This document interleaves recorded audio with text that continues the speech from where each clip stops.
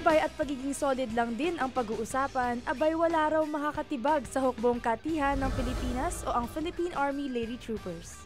Matagal na kami nagsama-sama kumpara dun sa ibang team na hinugot pa nila sa ibang eskwelahan. Ito yung teamwork na lamang namin sa kanila.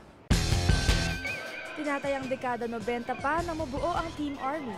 Bago pa man sumabak sa V-League, marami-raming torneo na rin ang pinagsamahan at pinagdaanan ng koponan bilang national team. Ilan lang dyan ang National Open, AFP Olympics at Tuguegarao Invitational kung saan sila ang tinanghal na kampyon. Hindi na sila mahirap turuan. Lahat naman sila nagko-contribute sa bawat laro. Nagbibigay sila ng points bawat isa. Kahit sino ipasok ko, nagagamit ko talaga bawat isa. Unang pasok pa lang ng Army team sa V-League noong 2011, nakamit na nila agad ang kampyonato. At sa pagbubukas ng Open Conference ng Season 10,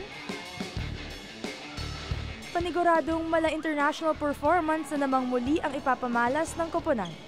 Nakayanan mo ngang harapin yung ibang bansa. Why not dito sa Philippines? Experience-wise na din. Marami kang natutunan na madadala mo dito. Wala na yatang masihigit pa na sandata kung sa isip at puso ng Army team, tila bandila pa rin ang kanilang daladala.